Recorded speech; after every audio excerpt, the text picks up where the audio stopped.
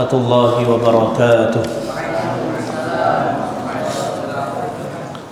Innal hamdalillah nahmaduhu wa nasta'inuhu wa nastaghfiruh wa na'udzu billahi min shururi anfusina wa min sayyiati a'malina. May yahdihillahu fala mudilla lahu wa may yudlil fala hadiya lahu. Asyhadu an la ilaha illallah wa asyhadu anna Muhammadan 'abduhu wa rasuluh. Allahumma salli ala nabiyyina Muhammad wa ala ali Muhammad kama sallaita ala Ibrahim wa ala ali Ibrahim innaka Hamidum Majid. Ya ayyuhalladzina amanu taqullaha haqqa tuqatih wa la tamutunna illa wa antum muslimun. Ya ayyuhalladzina amanu taqullaha wa qulu qawlan sadida yuslih lakum a'malakum wa yaghfir lakum dhunubakum wa may yuti' Allaha wa rasulahu faqad faza fawzan 'azima. Wa ba'd. Ayyuhal ikhwan rahimani wa rahimakumullah, saudara-saudari sekalian, Bapak Ibu sekalian yang mudah-mudahan kita semua dirahmati oleh Allah Subhanahu wa taala. Alhamdulillah, Allah Subhanahu wa taala memberi kesempatan kepada kita untuk duduk di majelis ilmu, sama-sama belajar, mengkaji kitab. Mudah-mudahan kebiasaan yang dilakukan oleh para ulama dari zaman dahulu itu kita bisa menirunya.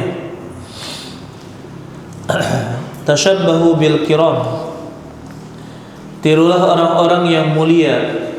Wa illam takunu mithlahum, meskipun kalian itu tidak seperti mereka. Karena tashabbuh bil kiram ya la yulam, orang yang meniru orang yang mulia itu tidak tercela. Ya, jadi kalau kita misalkan mendapatkan di antara guru kita banyak yang suka membaca buku atau menghafal Quran, kita tiru. Atau ada yang menulis buku, ya, kita tiru. Kita juga menulis. Ada yang misalkan mengajari manusia, maka kita juga mengajari orang meskipun cuma 3 orang, 2 orang. Kita mencari murid. Dengan apa yang bisa kita ajari, tentunya dengan apa yang bisa kita ajari. Jadi tashabbuh bil kiram, ketika kita mendapatkan ada orang melakukan kebaikan, maka kita berusaha mengikuti jejak-jejak kebaikan tersebut. Ya, ayyuhal ikhwan rahimani wa rahimakumullah. Contohnya seperti Syekh bin Baz. Syekh bin Baz itu rumah beliau siang hari terbuka, selalu open house. Open house. Yang mau makan siang datang aja ke rumah Syekh bin Baz. Yang mau makan siang datang aja ke rumah Syekh bin Baz. Masya Allah. Artinya perbuatan seperti ini bagus tidak kalau kita tiru? Bagus. Tiru. Ya. Begitu pula kebaikan-kebaikan yang lain, seperti kisah seorang dokter yang kaya, yaitu Abdurrahman Smith. Beliau berdakwah, artinya beliau berkunjung ke Afrika, dan ternyata melihat kondisi orang-orang Afrika itu sangat memprihatinkan, sehingga beliau memilih untuk berdakwah di Afrika, menjadi wasilah kebaikan bagi keluarganya untuk menyalurkan harta di jalan Allah Subhanahu wa taala di Afrika. Kira-kira bagaimana nih? Kalau nggak bisa ke Afrika, ke Nias kan gitu ya. Kalau nggak bisa dakwah dengan kulit hitam di sana, ke Papua kan masih banyak. Kan gitu. Tashabbuh bil kiram la yulam, Orang yang meniru orang-orang yang mulia dengan kebaikannya, maka tidak akan hidup dengan tercela. Saudara-saudara sekalian yang mudah-mudahan kita dirahmati oleh Allah Subhanahu wa taala. Tapi sekarang banyak orang malah mau meniru Qarun. Ya. Ini mau meniru siapa? Aku mau kaya katanya. Akhirnya apa? Kayanya seperti apa? Qarun. Nah, kita ada contoh yang baik, yaitu siapa? Abdurrahman bin Auf. Abdurrahman bin Auf itu kerjaannya menghabiskan harta di waktu pagi, sore sudah balik lagi uangnya. Antum sudah bisa tidak menghabiskan harta di waktu pagi untuk kebaikan, tidak takut miskin? Nah, itu yang ditiru. Abdurrahman Auf di waktu pagi bersedekah 100 dinar. 100 dinar itu sama kalikan 4,25 gram emas murni 24 karat per dinar. Berarti berapa? 425 gram emas setiap hari. Berapa itu? Kalikan aja 2 juta. Sudah berapa? Oh, 1 M. Tapi kata beliau, saya keluarkan 100 dinar, sorenya 1000 dinar. Iya ini, mau ngabisin harta gak habis-habis. Ya, Masya Allah. Jadi tiru bagaimana para orang-orang soleh. Misalkan Utsman bin Affan membangun sumur untuk para sahabat, membeli sumur untuk para sahabat. Nah, kita juga beli sumur atau bangun sumur. Jadi kebaikan-kebaikan seperti ini perlu kita tiru dari orang-orang yang mulia. Insya Allah. Maka dikatakan uish kariman au mut syahidan, hiduplah mulia atau matilah syahid. Paham? Ish kariman au mut syahidan. Baik, kita lanjutkan kajian kita membahas usul iman halaman 93. Kita terhenti pada kaidah yang keempat, asmaullahi kulluha husna. Seluruh nama Allah itu adalah husna, yang terindah. Semua nama Allah Subhanahu wa taala husna, sebagaimana yang Allah katakan walillahil asmaul husna, dan Allah memiliki nama-nama yang terindah. Fad'uuhu biha, berdoalah kalian dengannya. Mithalu dzalika, contoh dari itu adalah nama Allah Al-Hayyu. Nama Allah Al-Hayyu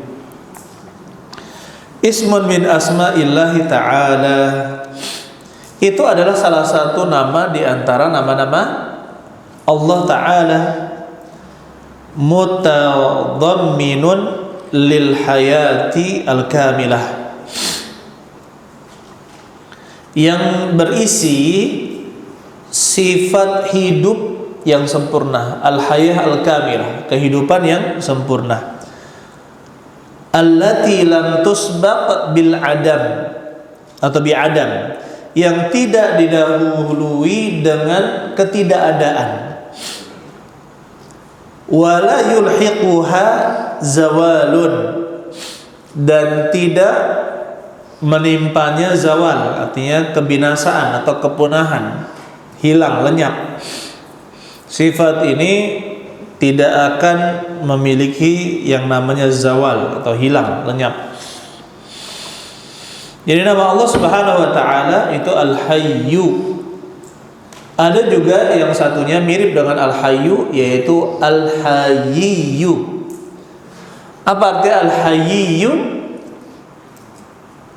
Apa Al-Hayyu? Kalau Al-Hayyu yang maha hidup, kalau Al-Hayyu yang maha pemalu, dari sifat al-haya, dari sifat al-haya. Itu ada di dalam hadis Nabi sallallahu alaihi wasallam. Adapun al-hayyu itu ada di dalam Al-Qur'an dan juga as-sunnah. Al-hayatu al-mustalzimatu likamali sifati minal ilmi wal qudrati wa sam'i wal basari wa ghairiha. Kehidupan al-mustalzimah yang mengharuskan likamali sifat, akan kesempurnaan sifat, minal ilmi dari ilmu, wal qudrah dan kemampuan, was sam'i pendengaran, wal basar dan juga penglihatan, wa ghairiha dan yang lainnya. Jadi yang namanya al-hayah al-kamilah, kehidupan yang sempurna, pasti ada sifat-sifat lain yang itu menunjukkan kesempurnaan hidupnya Allah Subhanahu wa taala, yang disebutkan juga di dalam dalil-dalil. Contohnya Allah memiliki, Allah As-Sami, Maha mendengar. Tidak mungkin kehidupan tanpa bisa mendengar dikatakan kehidupan yang sempurna. Begitu pula Al-Basir, yang maha melihat. Tidak mungkin Allah memiliki sifat kehidupan yang sempurna kalau Allah itu buta, ya. Al-Kalam, berbicara. Tidak mungkin Allah Subhanahu wa taala memiliki kehidupan yang sempurna kalau tidak bisa berbicara. Begitu pula seperti disebutkan di sini Al-Qudrah, kemampuan. Allah Al-Qadir, yang maha mampu, yang maha bisa melakukan segala sesuatu. Maka tidak mungkin dikatakan al-hayatul kamilah kalau tidak memiliki kemampuan. Maka kita katakan ayo ikhwan, al-hayah bagi Allah sempurna, Subhanahu wa taala itu sempurna. Nah, otak kita memang tidak bisa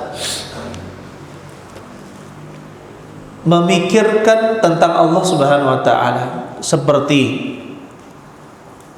kita itu selalu, otak kita mengaitkan dengan ruang dan waktu. Ruang atau tempat dan waktu. Padahal ruang dan waktu itu sendiri adalah ciptaan Allah Subhanahu wa taala. Ya tidak? Ya. Contohnya, cahaya bisa dibelokkan atau tidak? Cahaya bisa dibelokkan. Terus ketika kita melihat bintang, yang kita lihat itu adalah kejadian ribuan tahun, jutaan tahun yang lalu, di mana kejadian itu dibawa oleh cahaya sampai ke mata kita. Perlu perjalanan panjang. Jadi waktunya itu pun berbeda. Yang sekarang kita lihat, yang bintang yang sana itu sudah beda kejadiannya. Ini kan menunjukkan bahwa apa yang kita lihat dari cahaya, ya, itu tidak harus menggambarkan apa waktu sekarang, ya kan? Karena memang Allah Subhanahu wa taala menciptakan apa? Waktu. Menciptakan apa? Waktu. Kalau Allah menciptakan waktu, berarti Allah Maha mengatur waktu, tahu apa yang akan terjadi masa yang akan datang, ya kan? Yang telah terjadi juga tahu. Nah, masalahnya otak kita selalu terpatok dengan waktu.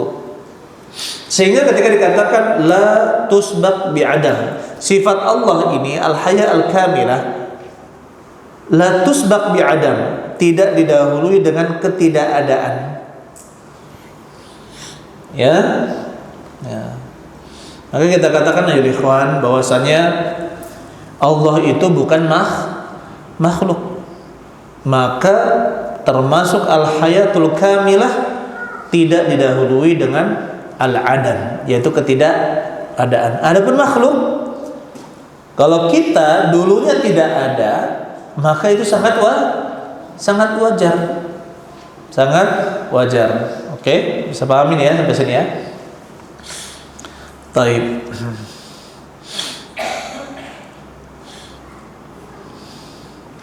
Al-Alim wa mithalun akhar, nama Allah Al-Alim, yang maha mengetahui. Al-Alim ismun min asma'illahi ta'ala. Dia adalah nama di antara nama-nama Allah, mutadhamminun lil ilmil kamil, yang berisi ilmu yang bermakna, maksudnya adalah ilmu yang sempurna.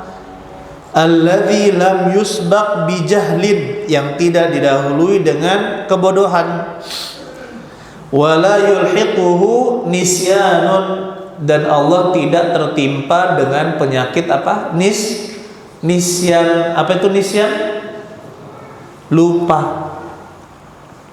Jadi kesempurnaan Allah Subhanahu wa taala, yang pertama, Allah mengetahui yang belum terjadi. Yang kedua, yang sedang terjadi. Dan yang ketiga, yang akan terjadi. Yang keempat apa? Yang keempat apa? Apa? Sudah pernah kayak yang disebutkan? Sudah pernah belum? Apa? Kalau sudah apa? Yang belum terjadi. Jika terjadi, Allah tahu bagaimana dia terjadi. Sudah di usul sunnah Imam Ahmad, sudah kan saya jelaskan, iya kan? Jadi kesempurnaan ilmu Allah yang tidak terjadi. Jika terjadi, Allah tahu bagaimana dia terjadi. Coba, ya, Allah tahu bagaimana dia terjadi. Inilah kesempurnaan ilmu Allah Subhanahu wa taala.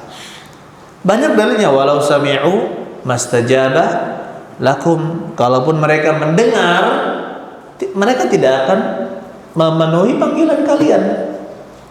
Ini kan menunjukkan Allah itu tahu kalaupun mereka mendengar, ya, mereka nggak akan memenuhi panggilan kalian. Berarti Allah itu tidak terjadi, mereka tuh tuli. Tapi ketika mereka mendengar, mereka tidak menjawab kalian. Berarti kan Allah tahu yang tidak terjadi. Jika terjadi, Allah tahu bagaimana jika dia terjadi. Ini kesempurnaan ilmu Allah Subhanahu wa ta'ala. Jadi kalau kita hidup atau mati sudah diketahui oleh Allah apa tidak? Sudah.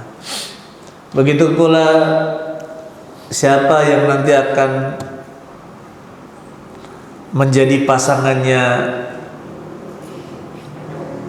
Bimo, pasangan murojaah, insyaallah. Kan butuh kan murojaah 30 juz, kan butuh teman ya, partner kan, pasangan murojaah, ya. Siapa misalkan, kita tidak mengetahui masa yang akan datang. Nah, kecuali apa yang diwahyukan kepada Nabi kita Nabi Muhammad SAW, yakin pasti akan terjadi. Yakin pasti akan terjadi. Apa yang belum terjadi, yakin pasti akan nanti terjadi. Qala ta'ala, berkata Allah Ta'ala, ilmuha 'inda rabbi fi kitab la yadhillu rabbi wa la yansa. Ilmunya 'inda rabbi, di sisi Rabbku, fi kitab, terdapat di dalam catatan kitab. La yadhillu rabbi wa la yansa. Tidaklah Rabbku yadhil, tersesat, wa la yansa, dan juga lupa. Berarti kita bisa menafikan dua sifat pada Allah Subhanahu wa taala. Allah itu tidak mungkin dhalal.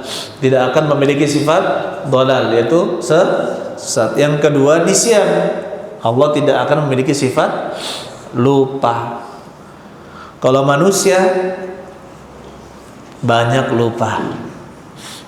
Ayo bayar hutang. Oh iya lupa. Nah, kalau kapan hutang lupa.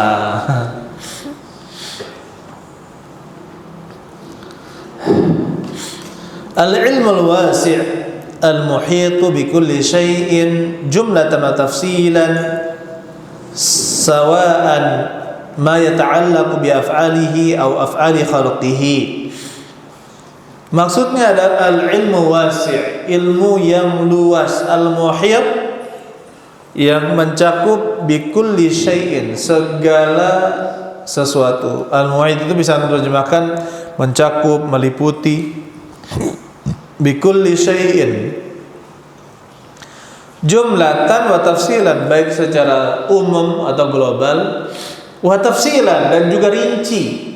Jadi Allah itu mengetahui secara rinci dengan ilmunya.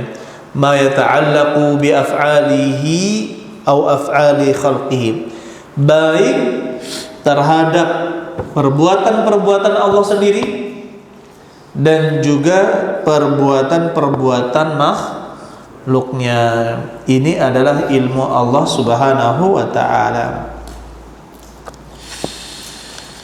Kama qala ta'ala, sebagaimana Allah ta'ala katakan, ya'lamu kha'inatal a'yuni wa ma tukhfi sudur.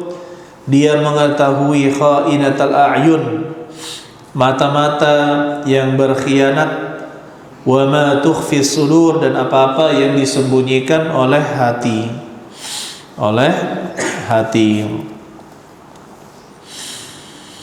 Taib. Allah Subhanahu wa taala mengetahui itu. Dari sekian dalil ayyuhal ikhwan, para ulama yang menulis buku ini membawakan surat Al-Ghafir ayat yang ke-19. Ya, dalil sangat banyak, tetapi beliau memasukkan ayat ini karena apa? Di dalamnya terdapat nasihat bahwasanya apa yang dilakukan dari mata-mata kita, contohnya melirik yang diharamkan, apalagi melotot, ya,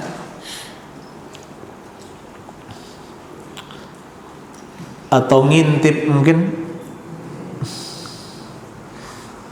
Ada di sini. Kalau di sini ngintipnya di mana nih? Di mana itu? Ngintip yang di jalan sana.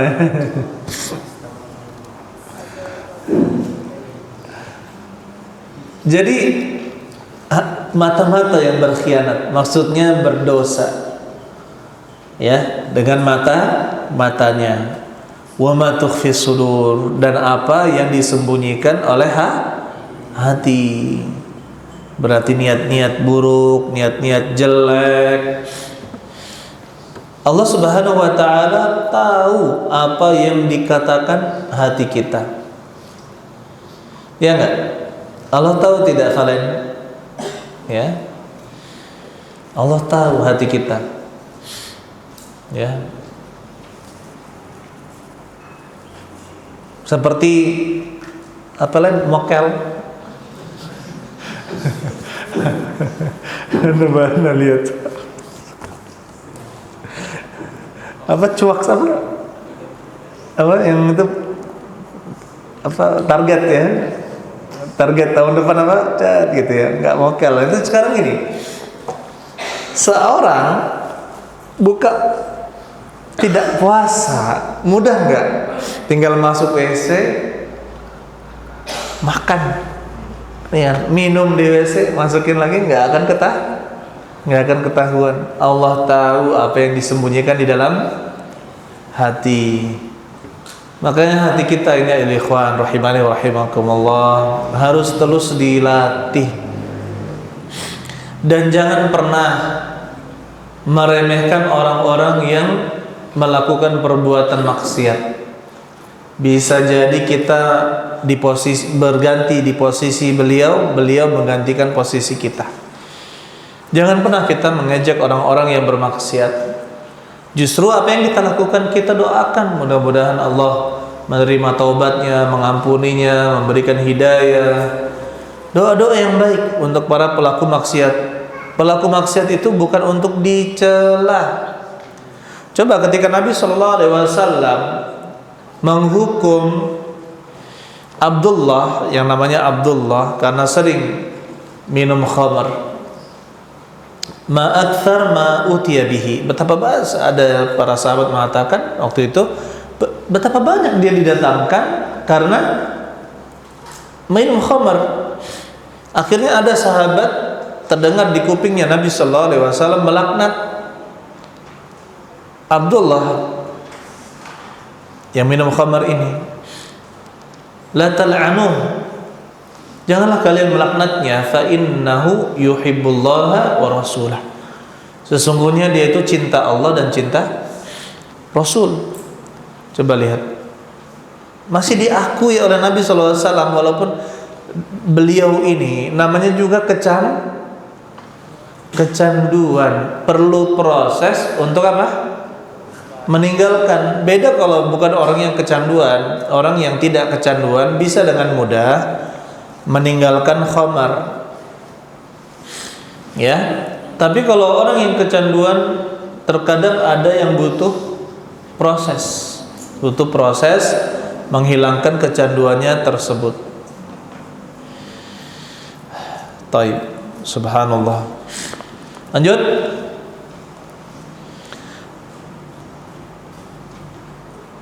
Wal husnu fi asma'illah ta'ala yakunu bi'tibar kullu ismin ala infirad. Dan keindahan, wal husnu, keindahan dari kata al husna tadi ya, al husnu, keindahan fi asma'illah di dalam nama-nama Allah Ta'ala yakunu bi'tibari kulli ismin ala infiradin, maka itu berkaitan untuk setiap nama sendirinya, setiap nama secara sendiri. Jadi maksudnya apa? Setiap nama Allah itu tidak ada yang jelek, pasti bagus, pasti bagus. Tidak ada yang buruk nama Allah Subhanahu wa taala. Jadi setiap nama Allah itu sudah pernah kita bahas menunjukkan dua hal. Yang pertama menunjukkan dzatullah, menunjukkan apa? Zat. Yang kedua menunjukkan apa? Sifat yang terkandung di dalam nama tersebut. Sudah jelasin ya. Dan sifat yang terkandung di setiap nama itu adalah husn, bagus, indah di setiap nama itu. Nah. Wa yakunu bi'tibar jam'ihi ila ghairihi fayahsulu bi jam'il ismi ila akhir kamal fayuhsal bi jam'il ismi ila akhir kamalun fawqa kamalin. Dan apabila digabungkan dengan nama lain,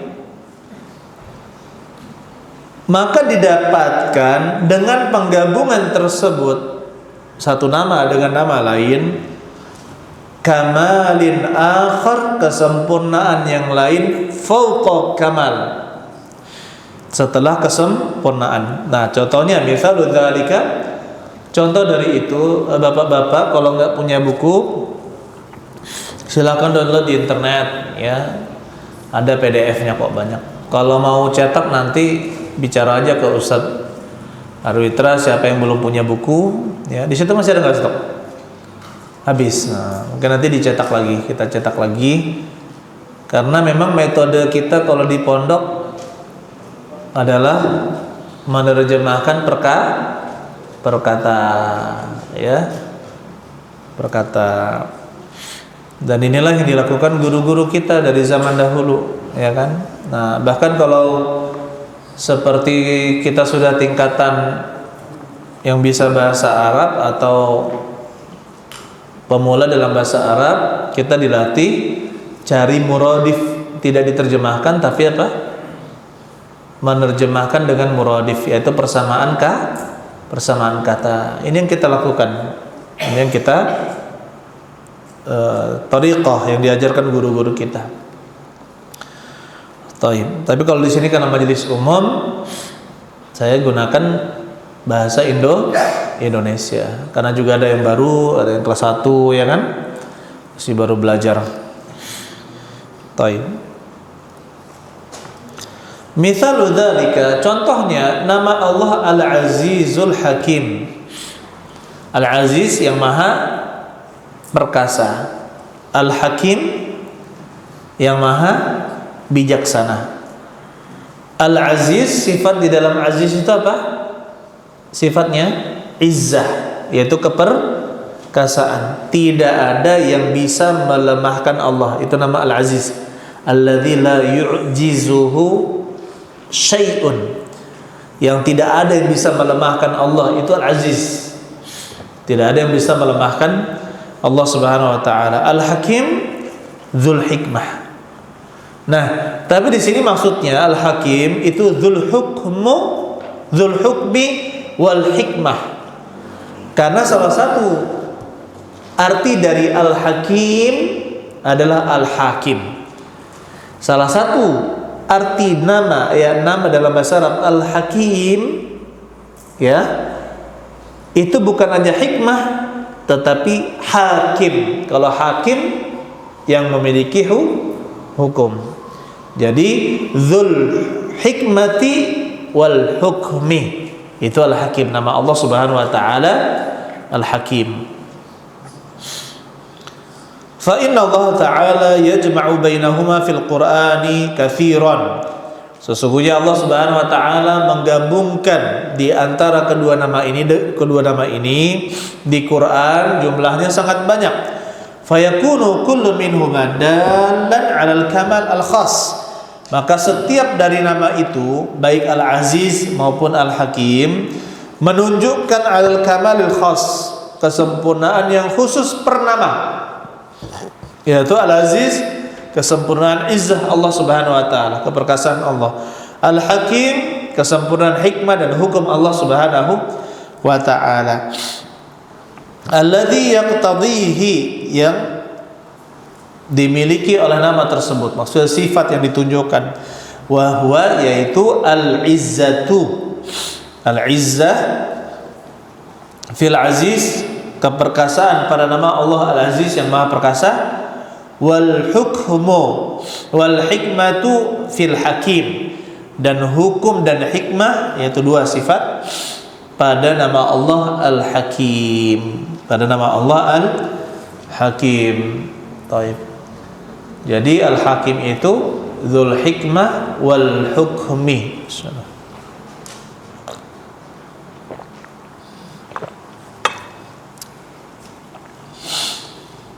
Sudah sampai sini? Jadi setiap nama ketika digabungkan, setiap nama itu menunjukkan kesempurnaan per nama.